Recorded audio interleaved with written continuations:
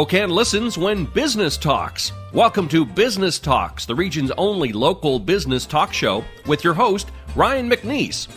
Business Talks is brought to you by our friends at STCU and Well Dressed Walrus. Now, let's get down to business with Business Talks.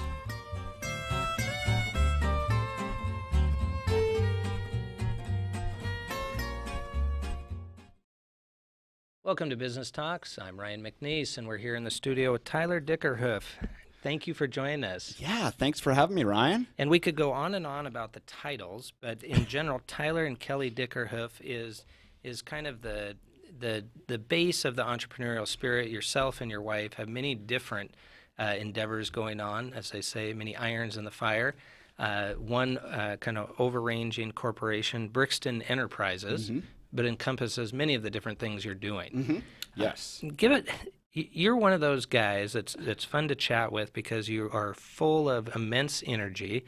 I don't think there's a day that I talk to you that you're not thinking about this project or that project or multiple projects, or can I do this or do that, or can I do more? It's impressive. Well, thank you. My word for the year last year was focus, and I got that from reading Gary Keller's The One Thing. So that's something that I've learned to kind of try to do less and less of, but I appreciate you saying that. And I think one of the things that's just hit me is that makes me relatable to others, is that I do have a wild and different past. I grew up on a dairy farm in Ohio. And I feel for those guys that are cold there today. No kidding. Because they're still out there doing work. Went to school in New York, moved to California, had a job as a dairy nutritionist, started my own business then, being a dairy nutritionist. I spent a couple years trading commodities here for a company, and then started a gym. I'm going to back you up just a little bit, because when you talk about being in the dairy business, talk to us about that expertise and the type of educational background. I mean, that isn't your daily conversation. So you were in the dairy business. I mean, so especially in this part of the country. Right. Yeah, maybe more normal in the Midwest. Midwest, yeah. So, like I said, grew up on a dairy farm. My dad started as a ag ed teacher. He grew up on a dairy farm as well, decided he wanted to start milking cows because he thought cows were going to be easier to work with than school administration. That's possibly true. I think some days it was, other days it wasn't. In the midst of that, he found an opportunity to get into being a nutritionist. And so I watched that. I followed that. I can remember when I was 12 years old, my dad sitting down with me using computer program, much like what we would assume Excel to be today, balancing diets for our cows. So that was my first interest. And, like I said, I was 12. Went to a nutrition conference with him when I was 17 at Cornell University in upstate New York. And that kind of identified that was an opportunity there. I ended up going to Cornell University. My first semester, I'm in a class, and it was bio for majors. And so here I am, just a kid that kind of skated through biology, enjoyed science, thought I was going to be a veterinarian, all these kids that were pre-med, and I quickly decided that wasn't for me. And I was fortunate. I had a great advisor who said, hey, you know what? You can make just as much money as veterinarians and not spend any amount of schooling beyond that. So it's like, all right, well, I can do this. That sounds like a good deal. Yeah, I mean, that makes sense to me. Right. So I knew about the industry, knew about being a nutritionist. At that point, kind of starting from a young age, nutrition, just the science of it, I loved. I loved because it makes sense. In animals, it's very cause and effect. You can do a lot of research. And I can remember my senior year, I think, I go to my professor. It's like, hey, I'm really interested in human nutrition. I'd worked at the fitness center in college. It was just a job I got, first introduced to fitness. And so I said, hey, I want to go take a human nutrition course. And he goes, no, don't waste your time. You won't be able to get in. And at the same point, what you're learning in animal nutrition is far advanced than human nutrition. Yeah, that's what fascinates me is at 12 years old, you were already doing these meal plans, if you will, for an industry type setting. Yeah. And then you have somebody that's a mentor, if you will, Yeah. telling you, don't bother, you're so far ahead of that game in animal nutrition. And that's something I didn't understand. And, my current industry is, health and wellness business, network marketing company, which is, been able to partner with an amazing company that's got great products. And I love it because it's whey-based. They have dairy-free options, but I saw that. And when I looked at the first formulas, I was used to looking at formulations. I could look at a formula and tell you, no, that company's just trying to, drive their profits, or they want to make sure that you get, good results. I will say this right now. You knew what was going into the equation of the product. Yeah, because when me formulating diets for cows, that was a big part of it. Why I say animal nutrition is advanced is it's all dollars and figures. Results and, dollars. And so when you're balancing a diet and you're like, I need this to be as low cost as possible, but maximum revenue, possible upside. Your amount of research, the amount of information you gain, we don't do that. I mean, when's the last time your doctor said, hey, Ryan, I'm going to tell you what to eat, but it's going to be the lowest cost, the highest result? Right. We just don't do that. Spam. Well, yeah. Right, I mean, if you like that, I mean, you are going to Hawaii next week, right, so that's true. Get yourself it's a like Spam the national sandwich. bird. Yeah. And so that's my background, and that's how I look at human nutrition. And I've had the ability the last 8 years as we've been involved with our company to get to know a lot of leading research scientists. And, spent one day, we were golfing in North Carolina, and I said, hey, all right, this is how I would balance a diet for a cow. I would balance it for amino acids. I would balance it for fat fractions. I would balance it based upon different carbohydrates. And he goes, we haven't even thought about that stuff for humans. And this is the leading researcher. And so it just really kind of was like, oh, yeah, well. The light bulb had to be going off to a certain extent. Yeah, it does. But I have to, in what I do every day, I have to dumb it down. And I think that's where my unique past and history and all these different industries, I grew up on a farm. I knew just as much how to turn a wrench as I did how to, feed a bottle to a calf to do whatever. That's what farming is. And so, yeah, I've done those. And so that's how my brain thinks, but I can get technical because I like it. But wouldn't you agree, in many of the business endeavors that you've been in, from an entrepreneurial spirit, there is a certain amount of wrench turning, if you will, as well as the science of the respective trade that you're in. So whether it's in nutrition or accounting or what have you, when you own and operate your own business, you got to turn some wrenches, but you got to know what you're doing.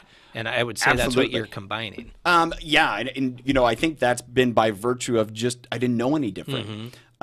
This last year, Kelly and I got to spend a lot of time with a now friend, mentor, John Maxwell. So John C. Maxwell, leadership author. Oh, yeah. And one of the things that I learned from John, reading his books, but also seeing him in person, is he's the most personable guy in the world. He's everyone's friend. He has got the biggest heart, and yet he's kind of a Mr. Magoo.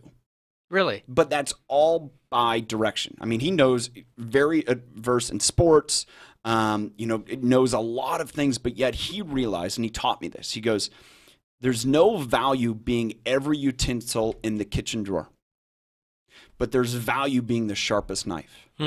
So figure out if that means you're the fork, be the absolute best fork you can be in what your talents are. If you are a knife, if you're a spoon, be the best that. And so I really had to take a look back. And when I mentioned the book Focused, Gary Keller, that was me focusing. That's a good point in terms of trying to do too much all at once. Yeah, and I think from an entrepreneurial journey, you got to start that way. You got to do everything. Pure necessity, you have to do that. Yeah, it's like, well, you don't have any other options, and that's part of the learning process. So that way you can help people that you bring into your organization know what they're doing, but you have to quickly understand what's the only thing I can do. It's Pareto's principle, the 80-20 rule. Right. And those are all things that I've learned, and that's been a big fight for me. I would agree. Over the last year. Because we can read it, we can talk about it, we can have John Maxwell tell us that, these leaders of industry, but delegation is hard. Oh, it is, and it's probably in leadership, I think, the biggest area where a lot of people fail because either, I'm not going to delegate it because they're not going to do as good as me. But that comes back to, are you willing to teach them? Yeah. And we have to be willing to teach. And a lot of entrepreneurs are, I'd read another book, and I can't remember the name of it. I think it was Bob Berg wrote it. And ultimately, it was about do what only you can do. And he talks about this furniture store, and the guy loves building furniture, but then he grew this business. He's got to be the CEO, and he's like, I hate this. I don't want to do this. Right. I just want to go back to building furniture. And so we have this ideology, entrepreneurship is that we have to be the head of the organization, when sometimes you need to hire that person because that's what is best for your organization. You do what only you're good at. Or flipping it. You are the head of the organization, but at the same time, you can only make so many chairs in one day. Totally. With the analogy of the furniture maker. Yeah. But again, it comes back to, as you said, understanding what you're good at. And there is only so far you can grow a respective entity if you aren't willing to teach, delegate, and hand over a certain amount of that control. That goes to another one of John's, so I'm kind of a walking billboard for John Maxwell just because he's been so valuable to me. A year and a half ago, we're talking. I don't know if I'd read any of this, but I knew who John was, read his quotes. And now I've immersed myself in it and spending time with him. And, what you talk about, there's the law of the lid. You can only grow to how much you grow. Absolutely. And that's the biggest barrier for entrepreneurs. It's not the ability of their business to supply products, not their ability to have innovative anything. It is how much can you grow so your organization can grow. Yep. And what's exciting is, we talk about our network marketing business, and I believe the nutrition products for everyone. I think that everyone has the opportunity to be healthy, perform at their best. But I don't think the business is for everyone. Because, network marketing in and of itself, there's people that have shaded it a different way that way. My belief in it, my nutrition business is a referral business. How'd I get clients? I treated them exceptionally well, got them results, and they, helped me get other clients. Exponentially grew. My wife's hair business, same thing. Well, that's the adage that we take to our network marketing business is we're going to love on people, we're going to help them, we're going to serve them, and grow from there. And help them individually grow, which obviously then exponentially grows. And that's where I think the biggest catalyst that we have to provide is, I love the fact that there's a couple, really exciting people that are doing great things. One of our great friends, former employees, Karina Tripon, Ginger Rooted Growth Coaching here in Spokane, used to work with us. And I think she's learned as much what not to do and what to do from us. But I love to see her going and serving people and using maybe that time of watching us or what our company, allowed her to understand and learn and going and do it in a massive way. Still uses the nutrition products. It's a part of their life. There's another lady who is my daughter's dance teacher, owns the Dance Center of Spokane, Sherry Davis, loves had transformed her body. I mean, this is a lady that was, almost wheelchair bound, just such bad shape. Now she's trying to do her next level, ballet because she's improved her health so much. That does have to be satisfying on several levels, though. Oh. What's been in your head since 12 years old and what you thought you could, that trajectory of how you could help people, and it's tangible. And what I see there is the principles of how Kelley and I have learned to treat people, to grow a business, to, specialize where you can, to empower people. And, Sherry attributes what her business has grown and kind of turned the corner is not only her personal health, but applying those principles to treating people. Makes a big difference. So when you ask about the different entities we're in, it's just kind of, interest at times or position at times, our commercial real estate, to our cows, to my personal passion. But what we're doing now is, really trying to help people grow in their business, whatever their passion is.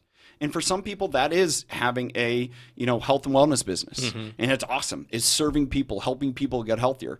Other people, it's like, my health is holding me back so I can go do what I want to do. Well, the dance studio is case in point. Totally. She obviously had an interest and a passion in the dance and dance industry, but needed that bridge in terms of her overall health and wellness. Yeah, so when you ask me, Ryan, it's like, what are you doing today? Dude, that's where I'm finding, ways to serve people more in regards to, in this community. Helping the entrepreneurs, helping the executives of, Spokane get healthy, but also look at saying, hey, how can they grow their impact? Whether that's their own family by getting healthy, whether that is, at their workplace, whether that is, some other, vision or dream that they've had that they never thought was possible.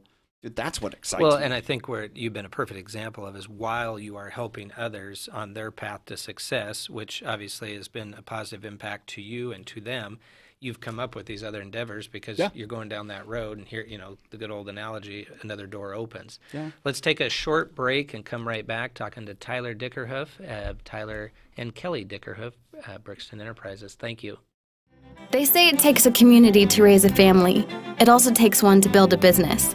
I came to Spokane 12 years ago as a Whitworth student, and I planned to leave after graduation. But the more I got to know this community, the more I wanted to become a part of it. My husband and I have built our business in Spokane, and now we're raising our family here too. We operate a consulting company that provides creative business development strategies. Our approach is holistic and dependent on intentional connections and relationships. And no one understands connections and relationships better than GSI. They direct momentum towards investments in our community, provide resources that help business leaders connect, and they're dedicated and passionate about making Spokane great. GSI gives me the confidence to build my business here because they believe every organization, even a small one like mine, adds big value to our community. With GSI's help, Spokane will be a place my son will want to build his career too. I'm Eva Marquette, owner of Freshview. We're creating something greater with Greater Spokane Incorporated. Hi, this is Kurt Stockwell with Well Dressed Walrus. We are a local website design and development company here in Spokane. What we do is build beautiful, usable websites for local businesses. A website needs to be beautiful, it needs to be usable for your users, your customers, and yourself. Contact us anytime. We'd love to talk with you about your online marketing.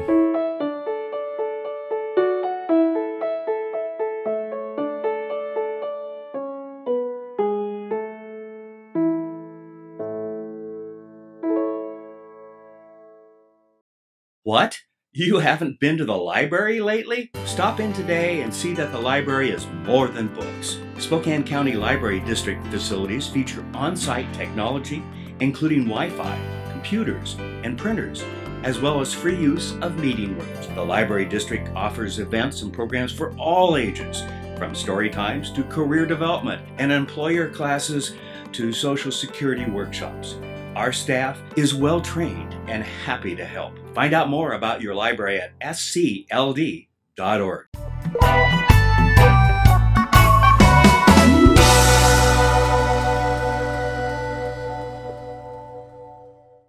Welcome back to the studio. Ryan McNeice, Business Talks. We're here with Tyler Dickerhoof. Thank you. Yeah. As we were in our first portion of our segment, we were talking about, I'm going to use the word passion. You have a significant amount of passion for all the endeavor. I hear that. I bet you do. And because you kind of exude a certain amount of intensity is not the right word, but a certain amount of endless energy, which is a good thing. But you also indicated when we were first chatting that you've tried to really focus that energy down to very specific items that you feel like you can push forward and potentially delegate other issues that you can raise people up that can do those aspects of the endeavor. A piece of every business that a lot of entrepreneurs don't want to talk about is failure. And we all have quote after quote that you really can't accomplish anything if you don't fail. And it sounds so cheesy, but if you aren't willing to fail, then you're not probably pushing far enough. But I'd imagine you have a certain amount of challenges or hurdles that you've overcome that when looking back probably have turned into some positives. Give us some examples of that. You know, one of the things that people have asked me, failures, and I could recognize them, but to me, a lot of times well, you haven't failed, but no, I'm kidding. Well, I mean, but it's something I don't think about it that way. And, you know, I talk about another book, Sometimes You Win, Sometimes You Learn, and it's like to stop and think about a failure. Well, I guess that was a failure because a lot of times I see the after. But they're wild failures. You know, when I first moved to Spokane, my nutrition business, dairy nutrition business, was dwindling. I won't lie to you. In 08, 09, when the economy was tough, it was tough in agriculture. I didn't want to be doing it. Right. I had a former coworker call my current boss and say, hey, you know, I'm not sure you want to hire Tyler. He's kind of dying on the vine. He's failing. And it's like that motivation. It's like, no, that's why I was here. Right. Because I knew I had value, had something to add, and I just had to go with it. And so I look back and yeah, my nutrition business, I did it, learned a lot. If I go back and what I've learned about not the nuts and bolts of business, but the relationship part of it that I've improved and, you know, been taught so well, completely different. So had you not had that experience, though, I think as you're describing, you literally would not be able to do the next step. Totally. And that's why all the cliches, gosh, when you look back in the rearview mirror and you say, oh, I actually needed that. Totally. That was a pain in the rear to go through such and such, but I had to have it. Well, it's like the day in my nutrition business that, you know, go to a client and he fired me, and that was 25% of my income. Well, that motivated me to change. You're not going to forget that. No, I mean, but that drove me on, and it drove me on to realize that, hey, when you think you're just fine, no, it's going downhill south. One of the things that we've done, we started a gym, had training ground. I still get messages from people that they miss it. It was a great opportunity. It was a passion of ours, but it wasn't a business that Kelley and I looked at running every day. And, that brought on a partnership which, kind of had different views. That's why we own a building on the north side, and so excited that there's a gym thriving in it and serving people. A lot of our equipment that we own, training ground, has now, been supplanted and now is owned by Black Goat CrossFit out in Liberty Lake. And I know that, they've done a phenomenal job. Salem has really served people. So I look at our failures. I look at, situations we had and how people have grown from that and, taken that experience and, made something more of it. So it's hard for me sometimes to look at those failures and be like, oh yeah, it sucked. It was a tough time of life, but it's had new life. And, that's where I've seen the opportunity to grow. We invested a lot of money into our network marketing business last year to innovate. We didn't receive anything back on it. I mean, it was a 6-figure investment that, we didn't get anything, but we learned a lot. Well, I was going to say, the good old MBA word, right, is ROI. What's the ROI on this? Everybody always asks, what's the ROI? Well, sometimes you can't put your finger right on it at the time. 6 figures, you can look at that and say, we've spent these actual resources, but sometimes it takes time to flesh out and look back and say, oh, wait a minute, a big part of that intangible ROI was potentially some of these learning experiences. Yeah, and I think that's where you have to look back and evaluate those experiences. If you put your head in the hole and say, hey, I just want to forget about it, I want to make this disappear, you're not going to be any better. You're going to make the same mistakes. And so I look back at those experiences to say, hey, that's made us what it is. That's where we've realized what we're good at. I've realized that I'm great at, certain attributes. Like I mentioned earlier, really finding out what utensil in the drawer I am and really diving into that. I know I sent you an email earlier this week about looking at some business opportunities to kind of utilize that stuff, and I'm still trying to figure that out. I want to serve more people. I've had the luxury of puzzle. Yeah, and it's ultimately where I'm at now is what do I want to be known for? What do I want my legacy to be? And that's something I've learned from John Maxwell, and that's what drives me is I want to be able to help people accomplish what they never thought they could. I find that interesting that you said that, though, because I think that is, as we go through our 30s and into our 40s, I mean, I think there's a certain amount of, you do start asking yourself that question. So I am interested in that from you, because somebody as motivated as you are, finding out, as you said, what utensil or how can I make a difference, legacy, if you will, becomes more important, or at least more thoughtful. Yeah, well, and I think today it's even, we can have the conversation about health and wellness today that 25 years ago would have never showed up on anyone's docket. Right. Because we now understand, we have our baby boomer or, right generation of my parents that are like, hey, I just want to feel better. And now I look at it as like, I don't want to feel as bad as they did when they were in their 40s. Right. And so I look at that to say, how can I be in the best health? Gets back to what I said earlier. If you're not healthy, you can't do anything. Right. There's no guy that's sitting in ICU because he had a, quadruple bypass that is, massively changing the world and doing it the best possible way. He may be trying to stay alive, and that could lead on to something else. And so if we take care of our body, because it's the only one we have, then we can do things. And then we can support our family. Then we can support those in the community around us. So it all starts there as a foundation. But beyond that, it's how to help people instead of climb the ladder. And this I'm going to attribute it to John because it's his. Instead of trying to climb the ladder, help people get up the ladder.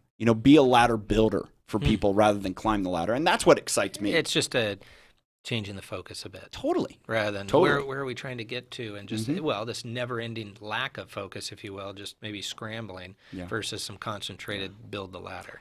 So when you ask, and I think back about the 12-year-old me who was wildly didn't know that and just thought of the nuts and bolts of nutrition, and even think of my career, my early mid-20s going to 30, the things I didn't realize is that, hey, you can have all the technical knowledge, but yet if you don't know how to work with people, if you don't know how to help people accomplish their best, you aren't getting anywhere. Right. And so if I, to speak to any other entrepreneurs, any other business people, and they're, at a place in life, what I've learned and be around people and had great education, it's like I can only go as far as the people around me, I can help them get to where they want to go.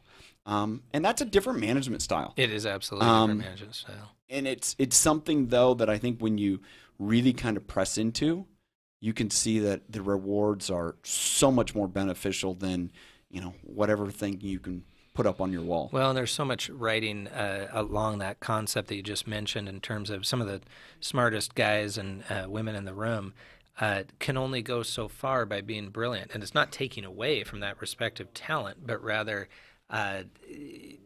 what you can accomplish, as you've indicated, is limited, because smartest person in the room needs a team to, as you said, take that lid off. Totally. Where, in our closing comments, where do you want to see yourself in a couple of years? It's 10,000-foot view, a little bit of a big question. It's a big question, especially when I look at the whirlwind where we've been the last 5 years of starting businesses, closing businesses, evolving, pivoting. I think one of the things that we're always willing to do, Kelley and I, is pivot, which is exciting. I see myself being able to really help the entrepreneurial business community of Spokane. I look at it as I've come here 15 years ago. You asked me on a map, I couldn't have found this place, but I love it. And it's where our family is. And I know that there's great people here that are willing to grow. And so I see myself serving here. We've had the opportunity to have a national, international stage. And I don't know what that's going to look like. I know that we've been given the opportunities we have for a reason. And God has blessed us and such. And I know it's my responsibility to continue to press into that. So I see serving people as so much fun. I love coaching from a sports point of view, soccer point of view. I see a bigger opportunity now. And that's what I'm really trying to find is what value do I have from my experiences that can help people accomplish what they didn't think they could. And that's exciting. What I'd love to hear from you, though, and a lot of people just won't do this, you've taken the reins. You're willing to hold on. And, we could use this analogy and that analogy, but as you described with your businesses, yes, you may have closed this business or that, but truly out of that respective business that you said you closed, or you said generically it was a failure, you've already described very tangible items that came from it, either other businesses for other people that you've assisted with. Hopefully you have an opportunity here locally or nationally to do some more just straight up motivational speaking. I think that energy is palpable, and I think you just got to keep doing what you're doing. I appreciate that, man. And so that's the stuff I'm focusing on today. Here it is, the end of January, and I won't lie, I feel guilty. I don't have my goals written out for the year, but it's been thinking a lot about this. We've had the benefit to serve a lot of people through our network marketing business, do it in a different way, to kind of, use everyday business principles and apply it to network marketing where that hasn't maybe been the case for a lot of people. Right. And looking at that, if you're out to serve people, if you're out to help them get to where they want to go, the rest doesn't matter. And I think that's been our focus, and I'm constantly looking for ways to, pour value into people because it's invigorating to me, but it's also, I get to learn too. Well, and you're one of the few that I believe you do what you say. A lot of people don't do that, quite frankly. You're talking about these principles you're putting into effect. You're doing it. Thank you for joining us, Tyler. Thank you. Appreciate it. Thank you, Ryan. See you next time.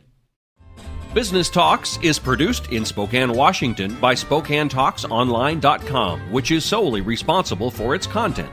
Ask a question, recommend a guest, and hear this program again online anytime at SpokaneTalksOnline.com.